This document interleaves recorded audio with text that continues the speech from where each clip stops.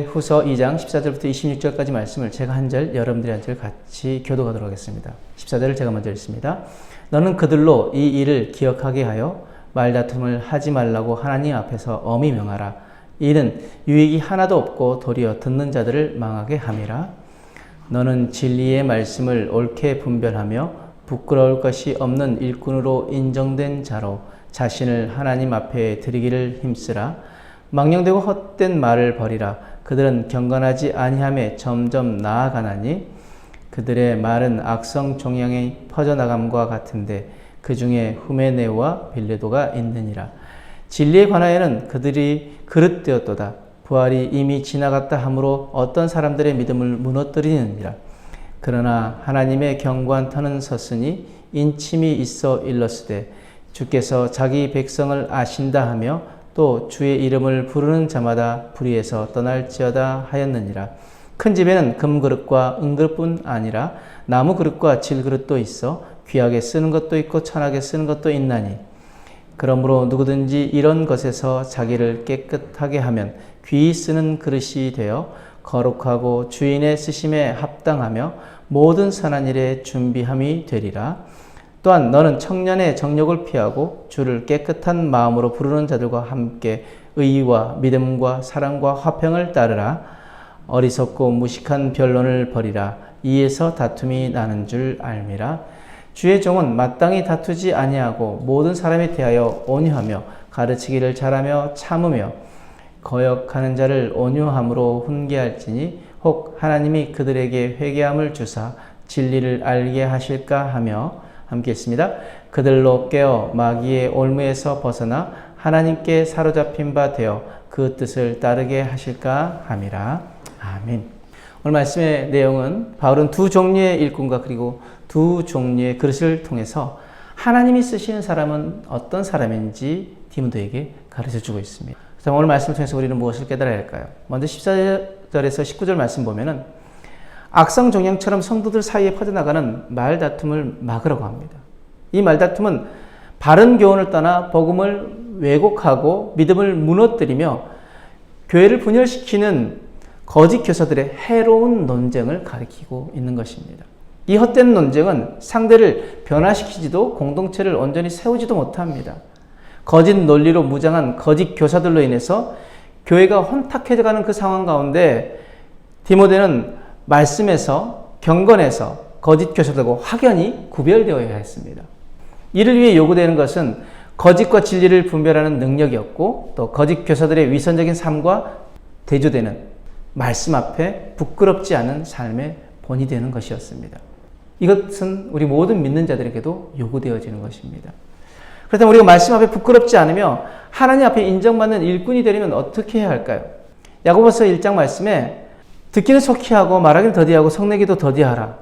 성내는 것은 하나님의 의를 이루지 못한다라고 하시면서 야고보서 1장 21절에서 25절은 이렇게 이야기합니다. 그러므로 모든 더러운 것과 넘치는 악을 내버리고 너희 영혼을 능히 구원할 바 마음에 심어진 말씀을 온유함으로 받으라. 너희는 말씀을 행하는 자가 되고 듣기만 하여 자신을 속이는 자가 되지 말라.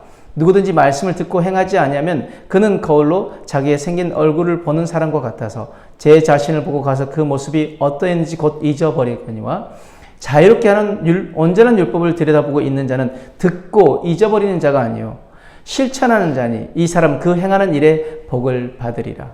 아멘. 듣고 잊어버리는 자가 아니라 말씀을 행하는 자가 복을 받는데 그러면서 우리가 말씀 앞에 부끄럽지 않고 하나님 앞에 인정받는 일꾼에 대해서 세 가지를 이야기하고 있습니다. 첫 번째, 모든 더러운 것과 넘친 악을 내버리라고 이야기합니다. 두 번째는 마음에 심어진 말씀을 온유함으로 받으라고 이야기합니다. 그리고 세 번째는 말씀을 행하는 자가 되라고 말합니다. 말씀을 온전히 행하는 자, 그 행하는 자는 어떤 자입니까? 듣고 잊어버린 자가 아니라 실천하는 자라고 하는 것입니다. 믿음은 행함에 있습니다. 우리의 믿음이 진짜인지 아닌지는 우리가 그 말씀을 우리가 삶으로 살아내느냐, 즉 행함으로 나아가느냐 아니냐라고 거기에 달려있다는 것입니다. 그래서 행함이 없는 믿음을 우리가 죽은 믿음이라고 이야기하는 것입니다. 또한 말씀을 전하는 사역자는 말씀을 바르게 가르칠 뿐만 아니라 자기 삶에 복음의 증거가 있어야 합니다. 곧 자신이 전하는 말씀과 삶이 일치가 되어야 합니다. 바울과 같은 두려운 마음으로 목회한다면 모든 교회가 건강하게 세워져 갈 것입니다. 어떤 마음입니까? 고린도전서 9장 27절 말씀에 내가 내 몸을 쳐 복종하게 함은 내가 남에게 전파한 후에 자신이 도리어 버림을 당할까 두려워함이로다. 아멘. 이 시간 제가 전하는 말씀 사역자지만 말씀을 전하는 자지만 저 또한 이런 두려운 마음이 있습니다. 제가 이렇게 하나님 앞에 하나님 말씀을 대언한다고 이렇게 있는 이 자리에 있지만 정말 남에게 전파한 후에 오히려 버림받는 자가 되지 않는가? 그것은 무엇입니까? 그러면 나의 의를 이루기 위한 그런 전함이 되어지지 않는지를 돌아봐야 한다는 것이죠.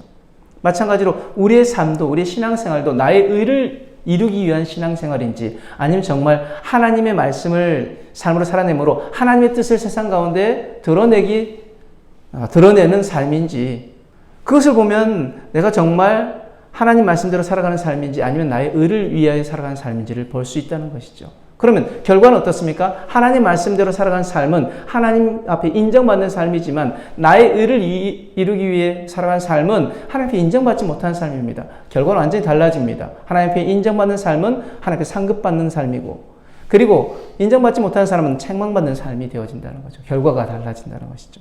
20절에서 26절 말씀에 하나님께서 귀하게 쓰임받는 그릇이 되려면 또 한 가지를 이야기합니다. 바로 자신을 정결하게 지키라고 이야기합니다.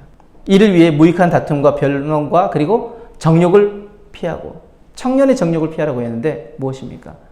정말 청년이 가지고 있는 그런 열정도 있지만 무모하고 그 다음에 또 어떤 것에서는 또 쉽게 분노하고 그런 또 세상적인 것들 음욕에 대해서는 또 쉽게 빠지고 이런 청년의 정욕들을 피하고 의와 믿음과 사랑과 화평을 붙잡기 위해 노력하라고 말합니다. 믿음의 사람들에게 능력과 은사보다 정결함이 우선적으로 요구되는 자질이기 때문입니다. 즉 하나님의 사람에게는 가장 먼저 요구되어지는 자질이 무엇입니까? 베드로전서 1장 15절에 16절 말씀에 오직 너희를 부르신 거룩한 이처럼 너희도 모든 행실에 거룩한 자가 되라. 기록되실 때 내가 거룩하니 너희도 거룩할지어다 하셨느니라. 하나님이 거룩하니 그 하나님의 형상을 닮은 우리도 거룩해야 한다는 것입니다. 우리 아버지가 거룩하시니 그 자녀된 우리도 거룩해야 한다는 것입니다. 어떻게 거룩하라고 말씀하십니까? 모든 행실에 거룩한 자가 되라.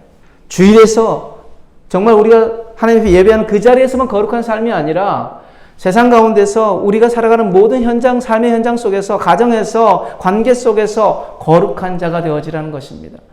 자녀들 앞에서 거룩한 아버지가 되어야 되고 자녀들 앞에서 거룩한 어머니가 되어야 되고 자손들 앞에서 거룩한 할머니, 할아버지가 되어야 되고 내 직장 가운데서 거룩한 상사가 되어야 되고 거룩한 또 부하가 되어야 되고 모든 관계 속에 친구들 가운데서도 거룩한 그런 관계가 되어질 때 우리 교회 그리고 우리 가정, 우리의 삶은 변화되어지게 될 것입니다.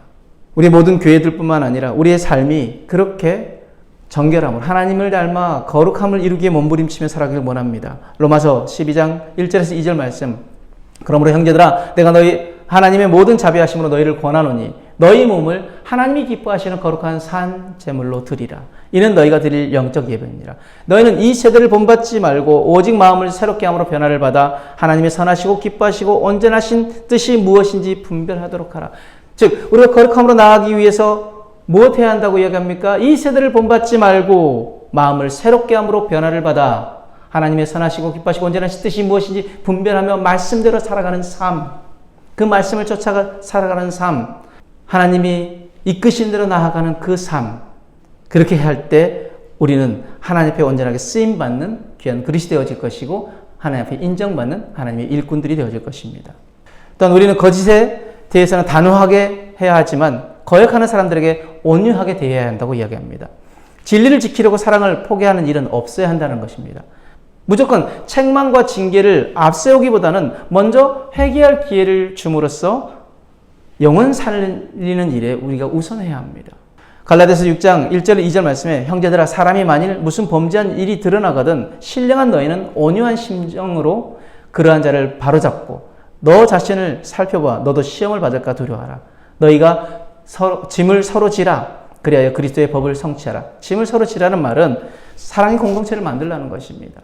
여기서 짐은 무엇이었냐면 당시 그 갈라디아 교회 성도들을 죄악으로 빠지게 하는 시험거리들이었습니다. 그 시험거리들을 그들에게 빠지지 않게 하기 위해서 같이 공동체가 함께 힘써야 했습니다. 그래서 죄악에 빠진 자들을 어떻게 하라고 대하라고 말합니까? 온유한 심정으로 그러한 자를 바로 잡으라고 이야기합니다. 세워주라고 이야기하는 것이죠. 그리고 또한 나 자신도 살펴보아서 나도 시험 받을까 두려워하라. 즉 죄악에 빠지지 않게 조심하라는 것이죠. 로마서 12장 17절 18절 말씀에 아무에게도 악으로 악을 갚지 말고 모든 사람에게 선한 일을 도모하라. 할 수 있거든 너희로서 모든 사람과 더불어 화목하라. 즉 사랑의 공동체를 만들기 위해서 우리가 해야 될 것은 무엇입니까? 모든 사람과 더불어 화목하는 것입니다. 이것이 우리가 하나님 앞에 쓰임받는 일꾼이 갖춰야 할 자세이고 또 우리 믿음의 사람들이 갖춰야 할 자세라는 것이죠. 무엇입니까? 말씀을 삶으로 살아내는 것, 또 거룩한 삶으로 나아가는 것, 그리고 형제를 사랑하는 것, 모든 사람과 화목하는 것, 이것이 우리가 하나님 앞에 온전하게 쓰임받는 일꾼이 되어지고 쓰임받는 거룩한 그릇이 되어지는 것을 여러분들 기억하시며 오늘도 그렇게 주님 앞에 쓰임받는 하나님의 사람들이 되어지길 주님의 이름으로 축복드립니다. 기도하겠습니다. 사랑과 은혜 하나님 감사합니다. 말씀을 삶으로 살아내며 하나님이 쓰시기에 합당한 깨끗한 그릇으로 준비되게 하시고 온유한 심령으로 넘어진 자들을 일으켜 세우고 말씀 앞에 부끄럽지 않으며 하나님의 인정받는 선한 일꾼이 되어지도록 오늘도 우리가 그렇게 말씀 앞에 서게 하여 주옵소서. 말씀을 삶으로 살아내게 하여 주옵소서. 감사하며 예수님 이름으로 기도드렸습니다. 아멘.